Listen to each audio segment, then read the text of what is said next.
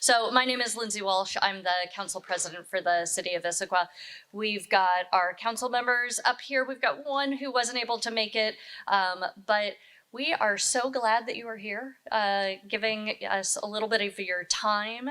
And so I want to start with just a few quick introductions. So for the council members, just if you could introduce yourself by name and where you live in the city. We're going to keep it real short. And then I'm going to ask for a little bit of a hand-raising introduction from you guys. So, Zach?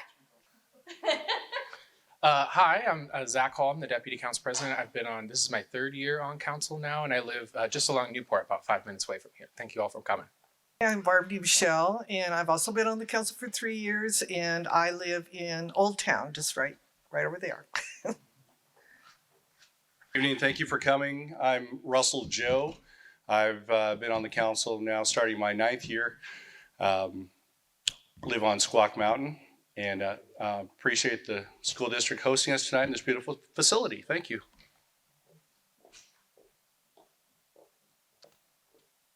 Good evening, welcome everyone. My name is Victoria Hunt. I'm a council member for the city of Issaquah, and I live in this neighborhood, the Talus neighborhood. And actually I live here with my husband, Kevin, my daughter, Irene, and my son, Lawrence, who are here today to join us. Thank you all for being here. Oh, and I have been on the council for 5 years. Hi, I'm Tola Martz, and I'm in my 13th year on the city council. And I came up in the community through PTA over at Issaquah Valley Elementary. So whenever I get a chance to come back to the school district, I always love it. So proud of the district that we have here and the partnership that our city has with the district. And so I'm eager to hear from you all this evening. So thanks for coming. Okay, now's time for just a little bit of interaction. So I'm hoping that I can get a few hand raises just to see where everybody is, and council members, you can join in on this. So please raise your hand if this is the first city event that you have attended. Fantastic, welcome, thank you. Please raise your hand if you live in Talus. Okay, as expected, but fantastic. Raise your hand if you have attended city events like Concerts on the Green, 4th of July Parade, Salmon Days. Any of those? Yep, very well-enjoyed places. Raise your hand if you work in Issaquah or work from home. Okay, yeah. Fantastic. Now we're going to do, raise your hand if you've lived in Issaquah for 5 years. 10 years? 15 years? 25 years? Okay, we okay, keeping going. 30? Okay. There we go. Okay, fantastic. So tonight is really just about listening. So this is the second of our community listening sessions that we've run. We're looking forward to do more next year. We are so happy that you're hosting us here and giving us an opportunity really to hear from you. We're going to start with a quick 15-minute presentation just on some of the highlights, some of the things that may interest the community of Talus and just generally around the city. And then we have 4 different tables or 4 or 5 different tables set up around the area. After that presentation, we're going to welcome everybody to get up, go around. We'll have about 45 minutes of time to ask questions at each of the tables. Council members will be in different areas. That will also be time when you can write down any questions. After that period of time, we'll come back and do a question and answer session where you guys will take your written questions and get a chance to answer some of the cues you may have. So, without further ado, our Deputy City Administrator, Andrea Snyder. Hi and good evening. Thank you so much, Council President Walsh. I'm Andrea Snyder, the Deputy City Administrator, and I have worked in Issaquah for 8 years now. So I'm really excited to be here tonight in the Talus community. Next slide, please, Tisha. Thank you so much. So as the council president just said, here's kind of what we can expect for this evening. We have a quick overview presentation that's focused on some topics that we think might interest you this evening. And then we go into this open house format that the council president described. We have different topic tables, and I will introduce those in a little bit. Then we come back if there's questions that you haven't had answered, questions that, information that wasn't yet presented this evening. Love for you to fill out a card. Those cards can be found on that table when you walked in. We'll collect those cards and go to reconvene back here for a general session Q&A. So that's the general agenda for this evening. But first, this presentation, just to provide you some information about what's happening in the city. The most biggest thing that we're working on right now between the staff and the council is our first biennial budget. That's a 2-year budget. We're going away from doing a budget every 1 year to 2 years. That allows us to plan a little farther into the future. And we're nearing the end of the budget process. As you can see from this, November 7th, which is this Monday, is anticipated to be the last city council meeting on the city budget. And so that's really your opportunity. If you hear things tonight, if you have issues that you want to make sure are on the city work plan or represented in the city budget, then please talk to your council members, talk to administration, write emails, come to the city council meeting either in person or virtually on Monday to make sure that your voice is heard regarding the city budget, because that really sets us up for the next 2 years. So as I said, tonight's focus is really on 3 topics that we think might be of interest to you. We've gotten a lot of questions from the community on these 3 topics lately. So the first is public safety, and these focus topics also correspond with some of the tables that we see around here tonight. So I'll give a general overview about public safety in Issaquah. Then I'm actually talking about transportation next after that. This slide's a little out of order, and private development after that. But first, public safety. So one of the ways that we measure crime and changes in crime in Issaquah are calls for service. And this chart shows calls for service from 2014 to present day. And this is the calls that our dispatch center receives. Issaquah operates its own dispatch center. This dispatch center not only covers Issaquah, but also a number of surrounding cities, including North Bend and Snoqualmie. And the green on the chart denotes non-emergency calls that our dispatch center receives, and the red are emergency calls. So you can see from 2014 to now, we're averaging about 60,000 total calls, half of which are emergency-related calls. Again, these are for a greater area than Issaquah. If we want to find out what calls, how many calls Issaquah gets, it's about half of these. So let's take a look at crime specifically reported in Talus, this neighborhood. So you can see on this chart, hopefully, there are 2 colors. The orange color represents crimes reported this year. The green color represents crimes reported last year. And so we can see the most common type of crime reported in Issaquah is larceny theft. And that there were 25 incidents that have been reported so far this year, which is about tracking with what was reported last year at 35. Second most popular is motor vehicle theft. That's 5 incidents that have been reported so far this year. 9 incidents were reported last year. Burglary seems to be a little up this year. That's 5 incidents reported over 3 last year. And a few others, incidents are pretty low. DUIs, 4 of those reported this year as compared to 2 last year. And so the message that I want you to take away from this slide is that the majority of the crimes, let's talk about larceny theft. Larceny theft tends to be motor vehicle related in Talus. 9 of those 25 incidents reported so far this year are people taking things out of your car. And most of those incidents were things that the items were just laying out in the open. So they were on the dashboard, they were on the seat of the car. And what that means is that these crimes were really preventable. And that's, I think, good news. And so to help prevent some of these crimes, if we can take those items out of sight, whether you take them inside with you and lock your car, put them in a trunk, keep them out of sight, that is really going to be helpful in terms of reducing those types of crimes that you might experience. So you might ask, in addition to things that you can do to help reduce crime, what are we doing about it? And you may have also heard in the news or read the headlines that there are shortages in police departments everywhere. That's a nationwide problem that Issaquah has also faced. And I'm really pleased and super proud to tell you tonight that a lot of our vacancies have been filled.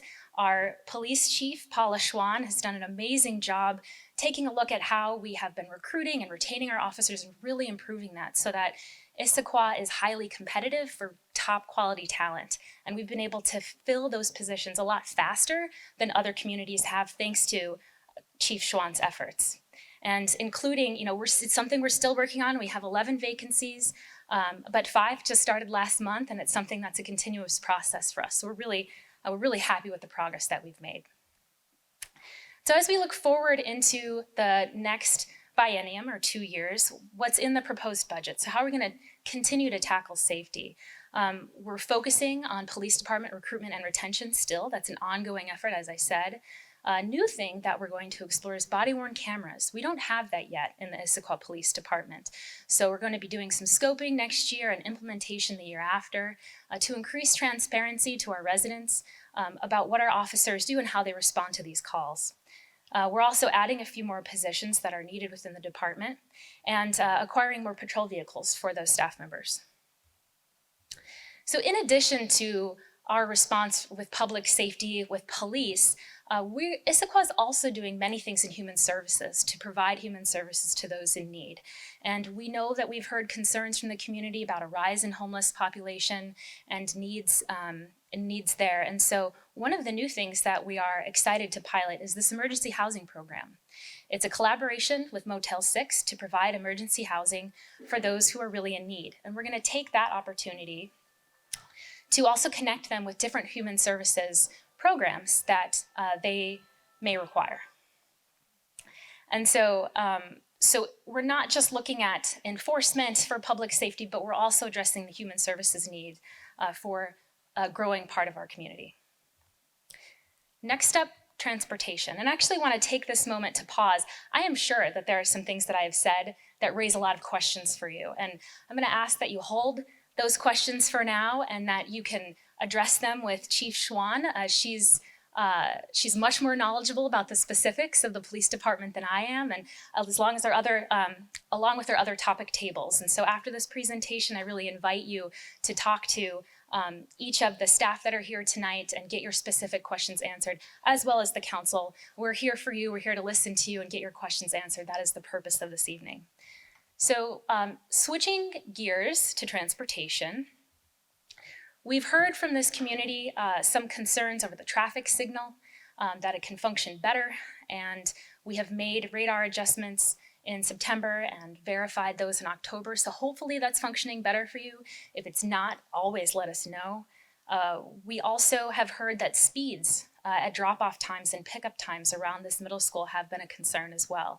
And the Issaquah School District is going to be performing a speed study in the second year of operation when people have kind of normalized their travel behavior to understand what types of interventions might be needed.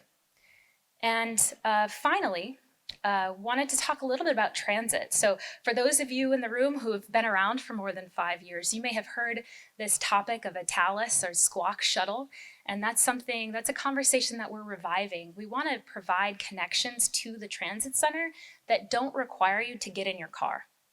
And so that's something that we've really reignited these conversations with Metro since the start of the pandemic. Now that the pandemic is somewhat waning, we've reignited those conversations with Metro, and we should hear back shortly and hopefully have some exciting announcements next year regarding this effort. So what are we doing about transportation over the next couple of years as suggested in the proposed budget? We are increasing our investment in maintenance. And so in a typical year in the past, we have often invested something like $1 million in pavement management. Pavement management is filling potholes, doing overlays, making sure the roads are drivable and in good condition. And as you can see, over the next 2 years, we're going to be investing $5 million, which is quite a significant investment. So you're going to see a little bit of construction in the meantime, but what that means is that you'll have a better experience on our roads. Also, we're really increasing the investment in concrete management. Concrete management is curbs, gutters, and sidewalks. And I know we have a lot of concerns that have been reported from this neighborhood about the condition of city sidewalks, tripping hazards on city sidewalks, etc. So we're really excited to move the needle on that and make some significant improvements in the sidewalk infrastructure over the next couple of years. In addition, in the budget, and this is just naming just a few of the projects, hitting the highlights, again, that Issaquah Talus shuttle or other kind of transit type service to connect you to the transit center. We're looking at the Northwest Sammamish Road, non-motorized improvements for bike lanes to help connect the South Lake Sammamish neighborhood to the rest of the city. We are also working on multimodal I-90 crossing and studying that. The additional I-90 crossing that's been proposed, we're hoping to co-locate that with the light rail, the future light rail station. So while the light rail station seems far away, the time to start planning for it is now. And so that's also what our transit study that we are completing this year is going to address. How do we best prepare for that future light rail station and make sure that our transit is working for the community? Now on to development. So here are some nearby projects that are adjacent to the Talus neighborhood. You can see, hopefully, in this map, it's a little small, but the road that's running north and south and about the center of the map, that's SR 900. So the Talus neighborhood would be to the left of that. The first parcel that you see highlighted, number 1, that's the Firs at Talus. The preliminary plat is in review. We have 19 units. They're mixed of attached and detached dwellings, and their entrance is from SR 900, so it's not an entrance that's from this neighborhood. They would connect directly to SR 900. Tibbetts Crossing is the second parcel that's highlighted on this map. The preliminary plat has been approved, construction permits have been issued, and development has begun, so you've probably seen some of that work already. We anticipate 20 single-family lots in that development, as well as a signal upgrade at that Northwest Talus Drive intersection with SR 900. Parcel 9. We've had a lot of questions about Parcel 9 over the years, of course, and we are continuing to monitor that parcel, and that we have a retaining wall permit that's under review for that parcel, and the city is awaiting the final plat application, which we anticipate soon. So again, I assume that has raised a lot of questions for you, which is great. We want to hear them all, and we want to hear from you. Now is the time where we break up into those different table topics, kind of an open house format, where you can talk to the subject matter experts directly. So at this time, I'm going to ask our staff to kind of wave their hands so that I can show you where to go for what types of questions you have. So Director Dhaliwal, this is Minnie Dhaliwal. She is our Director of Community Planning and Development. So if you have questions about development in Talus or anywhere in the city, please make your way to our Community Planning and Development staff. We also have with us Emily Moon, our new Director of Public Works, and she can answer questions that you may have about public works, transportation, etc. We also have Chief Paula Schwan, who's here representing the Issaquah Police Department and can answer any questions you have about them. And we're also very pleased to have Eastside Fire and Rescue Chief Clark, who is here. As we understand, you might have some questions about wildfire and wildfire safety and prevention that we didn't address in the presentation tonight, but you may have some questions about that, and certainly Chief Clark is here to answer any questions you may have. Finally, we have this table here, the City Council table, which our City Council members will move to, and they're here tonight with their name tags on. So please take this opportunity to grab one of them if you want, ask them questions. If you have things that you want to make sure that they know and they hear from you, now is a great opportunity for that as well. So we will reconvene in 45 minutes after this to this area for a general Q&A. If there's questions you didn't have answered, please write them down with those tags on the table over there, and we can come back together and answer more of your questions together. So welcome back. Hopefully you got a lot of your questions answered in the open house style format. We have some questions that have been submitted in writing, not too many, so we will go over the ones that we've had submitted, so thank you. The first question is, more and more commercial vehicles are being stored on Talus streets for long periods of time. What is being done to either enforce the parking code or update it to be more clear?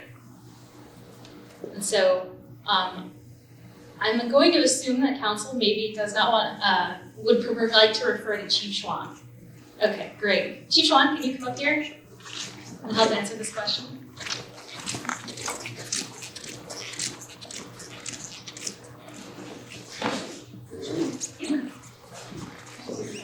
Yes. So the question about commercial vehicles parked up in the city streets. The city code has a bunch of different guidelines for what actually constitutes a commercial vehicle. So just because a vehicle has a logo on the side that it makes it commercial, there are feet above that are actually commercial vehicles. So there are a bunch of different stipulations, and part of that may be weight of the vehicle or size of the vehicle. So if you're seeing commercial vehicles parked on your city streets, the best thing to do is just call us. We will come up and we'll verify and then ask that you get a response back so we can tell you if it didn't fit code and why, and we can explain that to you and educate. So, or the vehicle gets tagged, and we do contact the owners quite often. Sometimes we want to be helpful and we want to be patient and work with people. Maybe they didn't understand the code when they parked their vehicle there, so we don't necessarily impound immediately, but we give them a certain amount of time to remove the vehicle or explain they need to find other options. So that's typically what we do as far as enforcing goes, and I'm happy to talk about those specifics or send anybody the code if they want to have those guidelines themselves also. Thank you. Okay, next question. Is there a plan for a second entrance and exit to Talus? Is there a council member who would like to take this question first? Thank you. And actually, we had some conversation with a few people that asked this question earlier too. So there's currently not any plan contemplated in any of our planning documents for a second road down from the Talus community. This one woman who brought it up to us earlier is very concerned from a safety perspective, an emergency management perspective, that there really is just the one entrance into the Talus neighborhood. So we hear you. Thank you for sharing your experience with us. Currently, we don't have anything planned. There were a number of reasons for not adding the second one. I think it was originally, there was some proposal down by Harvey Manning Park to have a connection into Newport. And I remember that idea was floated in the Talus community, and it was very much opposed by the community. So if that starts to shift, we want to know about that. So please do continue to keep us in the loop if you have concerns with the entrance at Talus. But right now, nothing is planned. Anything else that council might want to bring up? Well, there is also James Bush Road, which we do have questions about, and I believe that is available for emergency use. So that would be one additional consideration, not for regular use, but potentially for emergency use.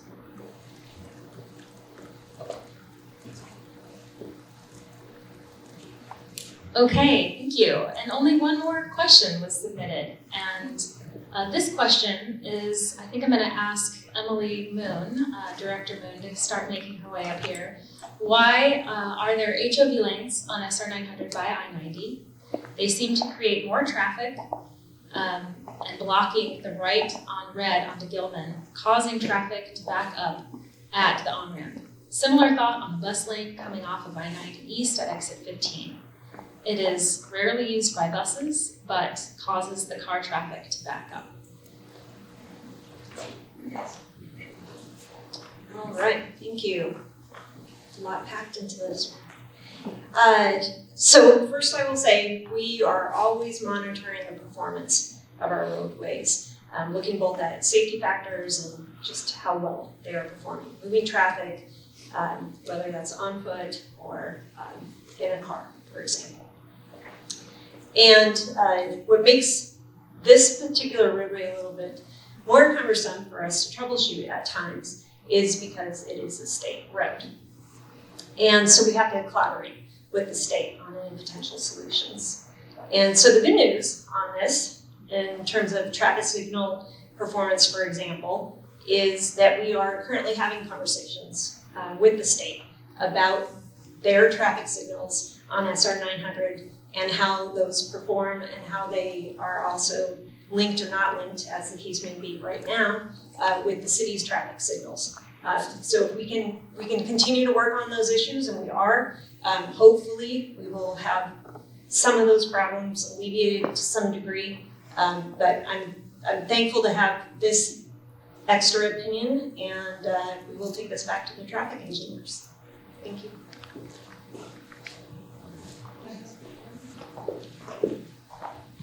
I would also say that one of the reasons that we were able to get a park and ride there is because there was a requirement to have the bus lanes going in and out so that they can access the freeway.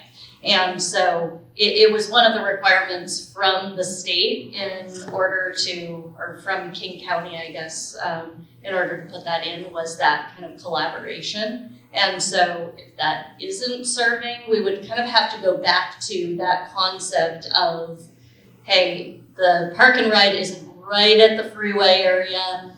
And so does it still serve what the buses need in order to get in and out and not be impacted by as much traffic?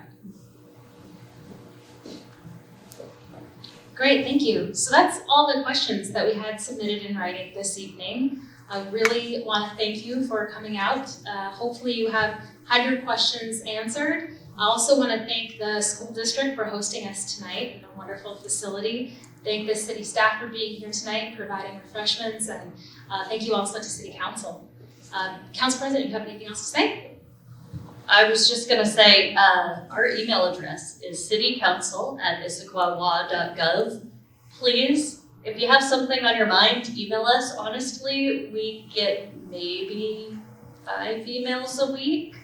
I know you guys get more than that, so please feel free, inundate our inboxes. If you've got a thought, it doesn't matter if it's something on our agenda or not, just like here, you know, you have a thought, you have something that you want to express, we're here. citycouncil@issaquahwa.gov reaches all 7 of us, and we are more than happy to hear from you, understand what's going on, and if it's something like, you know, you have an issue with the state route, we can help you then route that to the appropriate city staff member who can also make the connections into the state or King County.